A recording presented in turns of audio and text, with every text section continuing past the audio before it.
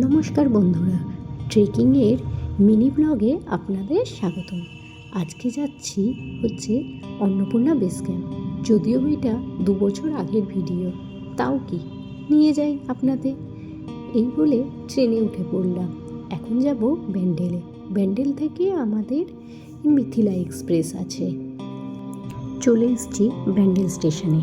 ব্যান্ডেল স্টেশনে মিথিলা এক্সপ্রেসের ট্রেন বিকেল 4:45 ট্রেন কিন্তু একদম ঠিকঠাক টাইমেই ঢুকেছিল।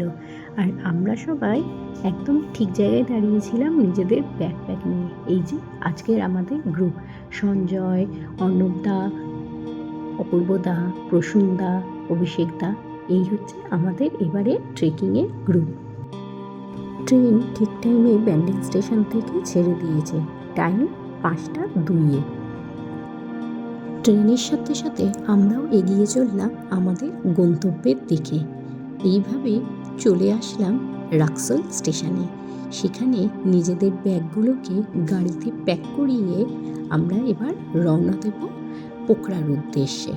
রাক্সল স্টেশন থেকে বেরিয়েই আমরা বীরগঞ্জ বর্ডার পার করে নেপালে প্রবেশ করি। নেপালে ঢুকেই প্রথমে আমরা পারমিট করাই, তারপর মানি এক্সচেঞ্জ করি নেপালি কারেন্সিতে এবং কয়েকটা সিম নিই নেপালি, কারণ এখানে ইন্ডিয়ান সিম চলে না।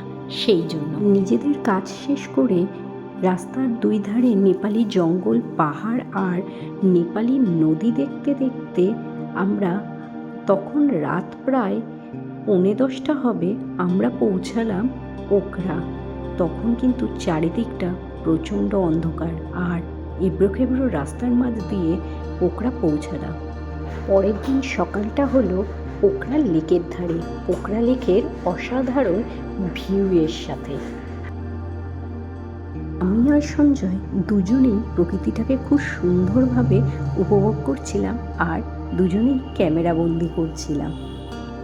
এরপর আমরা চলে যাই পোখরার কিছু সাইট সিন করতে, যার মধ্যে প্রথমেই আমরা যেখানে গেছিলাম সেটা হলো বৃন্দাবাসিনী টেম্পল। এই মন্দিরটা ভেতর থেকে খুবই সুন্দর। এই মন্দিরের মধ্যে 2খানা আরও মন্দির রয়েছে। একটা হলো শিব টেম্পল, যেটা এই সামনে দেখা যাচ্ছে, আর এই পেছনে রয়েছে কৃষ্ণ মন্দির। এখান থেকে পুরো পোখরার ভিউটা খুবই সুন্দর লাগে। এরপর আমরা আসলাম মহেন্দ্র কেভে। এটা একটা গুহা, পাথরের গুহা। এই গুহাটার ভেতরে একটা ছোট মন্দির আছে, সেটাই দেখতে যাচ্ছিলাম। আর এই যে সামনে সঞ্জয় সবার আগে সবসময়, ওই যে দূরে কিছু মানুষ ভিড় করে রয়েছে, ওইটাই মন্দির। আমি তো শুধু শিবলিঙ্গ ছাড়া আর কিছুই দেখতে পাইনি। সঞ্জয় চেষ্টা করেছে দেখার, জানি না ও দেখতে পেয়েছে কিনা। এরপর যেখানে গেলাম সেটা হলো সেতী নদী। নেপালি ভাষায় একে সেতী নদী বলে, অর্থাৎ হোয়াইট রিভার। এই নদীটা সাদা দুধের মতো বলে একে সেতী নদী বলা হয় নেপালিতে। এরপর আমরা যাই পিস পাঘোড়া। এটা একটা বৌদ্ধিস্ট টেম্পল।